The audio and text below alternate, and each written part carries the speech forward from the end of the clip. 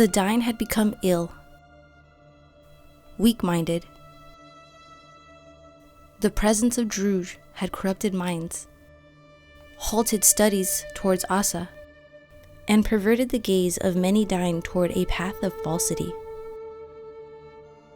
The beasts of Rākṣ, malicious hounds, ran loose through the alleyways of Rumia, feeding as they willed.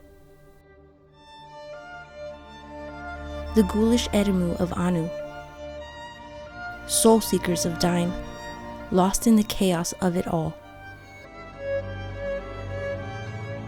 The minions of Amdu Legion, foul demons in presence and in nature, took what and who they willed. But what plagued me the most is the lack of Zayl's presence.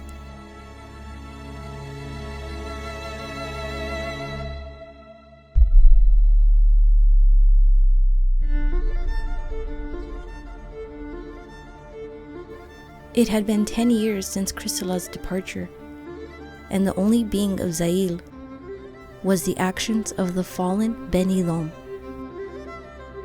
I was left traveling by transmission, seeking shelter in places still of Asa. Territories were being fought for and proclaimed, resources and relics of the Diné, Rubo, and the night only brought more temptation. Those few brave Diné who dared take arm against the fallen were often made examples of. Fausta, and many of these seen were included in the lost. Beheadings and public tortures became sensational viewing events for the tainted eyes of my people. Yet, revolts, however more rare, still continued throughout the years, proving the will and the spirit of the Diné would prove more difficult to break than the fallen cared to admit.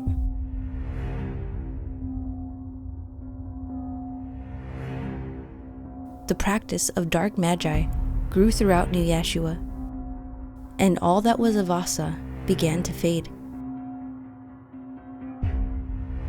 The mingling in shadows,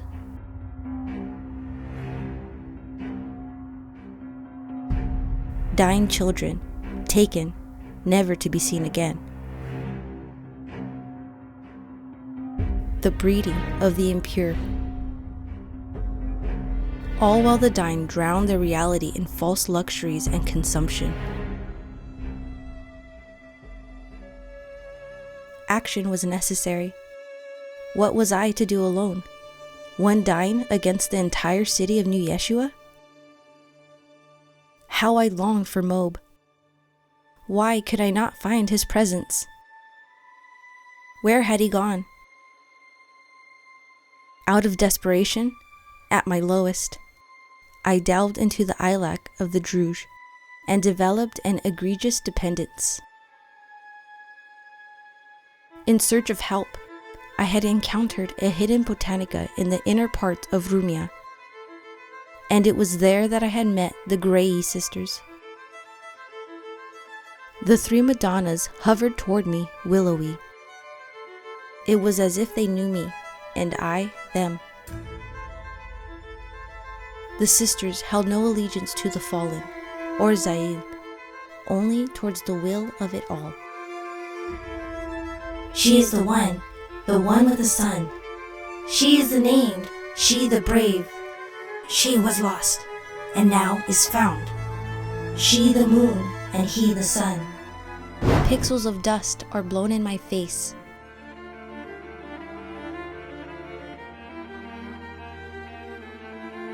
A fire ignites, my inner being alive. Is this me? The boldest of sensation, the fiercest of rage. I am awoken to the presence of Zayl. How I loathe this weight. I am unshackled to his hold over me, my being. Where there is darkness, there is pain. Where there is shadow, light remains. For the first time in my existence, tears streamed down my face. I had forgotten this feeling of strength, this feeling of hope, this feeling of love. I, the daughter of Gaia, of these roots, I shall be free. Women will lead the healing among the tribes. Inside them are the powers of love and strength given by the moon and the earth. When everyone else gives up, it is the women who sings the songs of strength. She is the backbone of the people. So, to our women we say, sing your songs of strength. Pray for your special powers and keep our people strong. Before I leave, I am gifted a sistrum, and the sisters direct my gaze into a fountain of premonitions. The return of Crystalla and the transcendental fate. Assuming my role through Asa, I began to speak of my accounts, the Guru teachings, the importance of study, and the ultimate return of Crystalla to New Yeshua. Belittled, mocked, turned fool guiding fools. At first I took a stance of pacifism, but these beasts showed no mercy, but I to them. I learned to use the sistrum, which emits an overwhelming wave of sound and light towards any malefactors who were many. And still, I felt empathy. During the day, I saw the minions and beasts in different light. They, just as the dying, searched for responsums to their being. It was a small toil attempting to still my sistrum that allowed my first alliance with a select amount of Cleophith. I continued my forage ahead. With disorder on the rise, I instructed the Lady Dyne to cloak their heads with fabric of zastita to divert the tempted. Held studies in casas and domos throughout the city. Just as Crystalla, they all became my children, and I saw light in them.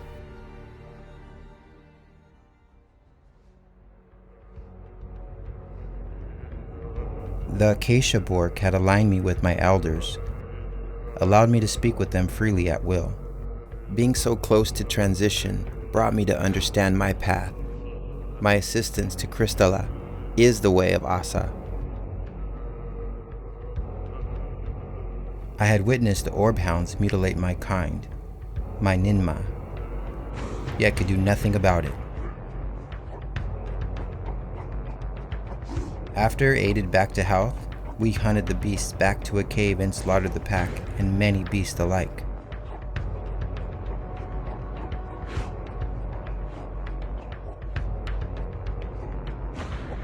It was the first time I had seen a distressed look on Crystalla's face. It brought me dissonance.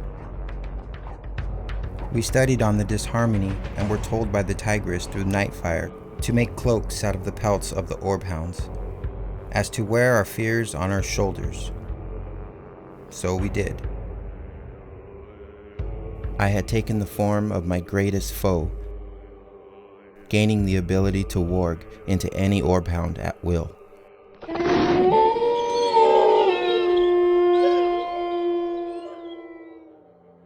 For 3 years after, we searched the path to the ziggurat, and the fawn shone to Crystalla in astral form.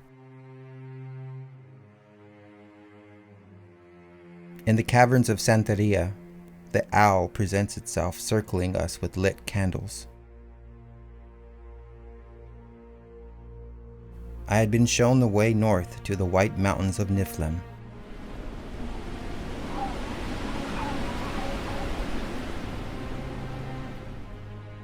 And the deep roots to Yggdrasil.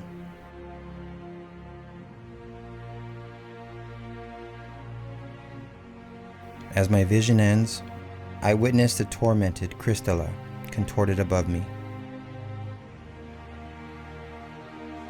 Fear-stricken, he is released onto the ground, gasping for air. The owl flies out of the cave and away. He chases after it, and I walk outside the cave after him. We have been shown different paths. How can this be? Trust in our visions, for if they have been shown, they are of Asa. But use your doubts as guidance, for they are also of faith. To overcome evil with good is good. To resist evil by evil is evil. You sound of your uncle. A sudden, the wall of the mountain quakes, chattering quartz off the summit down towards us. We hasten away.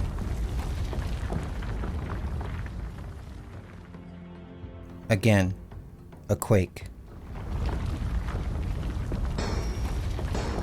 The sound of metal and steel. We investigate the source of impact and find a brute in armor fixed between an opening on the mountainside, stymied. Kristalla instructs me to run back and retrieve the shattered quartz. As I return, I spot Kristalla slowly moving up behind the brute. Abstracted, the brute fails to notice Kristalla tearing off a piece of his red cloak, then standing back. Are you in need of help, my friend? Stunned, the brute takes arm a baleful axe. Back, you peasant. He shows the brute the piece of cloak. We are not your enemy. Is it crystals you are after? Stand still. I take him the satchel of quartz. He places a shard in between his hands Durier, and with his breath releases the Ohm. The dense mountain begins to wave in vibration, releasing the brute free. Kristalla kneels before the brute with a hand extended. What is your name? He is truly wise who's traveled far and knows the ways of the world. He who has traveled can tell what spirits govern the men he meets. I am Asmund of the Odin tribe, and I have dishonored you. For this, I am in your debt. He lifts Kristalla up in a grasp. The path of Asa does not collect debts. It relinquishes them. Tell me of your travels. A tale is but half told when only one person tells it. It is your tale that has been tainted, Kristalla. At first they had seemed so right. Lord Zail and the fallen Ben Elohim had shown the people of Mohenjo the uses of dark magi. Vainglory, wealth, possessions, the pleasures of disillusion. But illusion it all was. What's good is often forgotten. What's bad is often hidden. In manipulation, the tribes of Mohenjo, raised in loyalty to the Ben Elohim, took arms against the Edimmu of Easter, using the armory of Hephaestus to create masterful weaponry. The leeching tribe of Rothfellers crawled out from their underground layers and began consorting with the Lawas of the Keepers of Commandments and Manu Umi.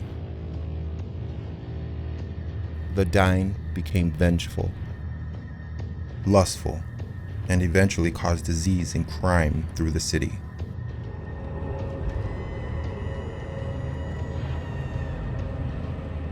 I was swayed to the study of art of combat. I'd come to learn my people were made of it. I'd thirst for the dying's blood, and my feats were well received.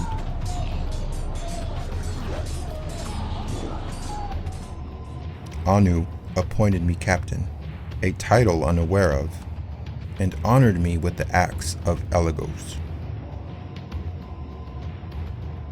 It was in this position that my eyes became lifted. A devised war. Amdu had been torturing the people of Easter into a frenzied state through his cacophonous music.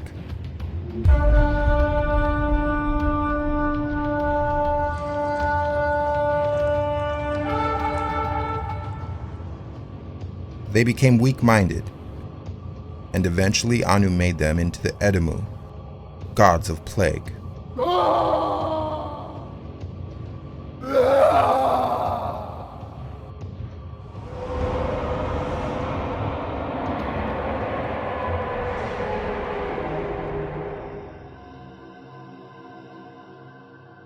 Once alike, turned foe, we had become blinded by our own faults.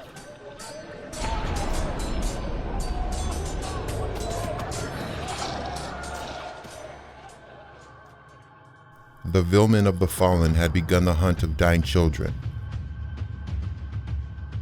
with the purpose of leeching their essence and eventually consuming their flesh.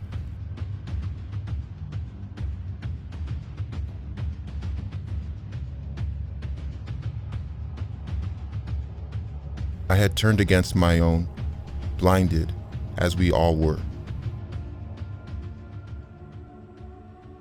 Zail and the fallen Ben Halloween have begun construction of a master ziggurat atop of the caldera of Daiki. I began to make the connection to the wave we felt, the presence of Ascension. It is what they are after. It is what the alchemist slaves over.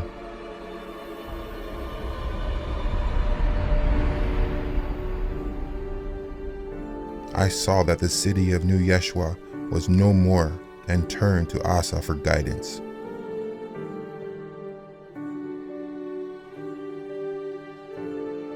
It was then that I heard your name. Lady Lita had shown me light, and I am forever grateful.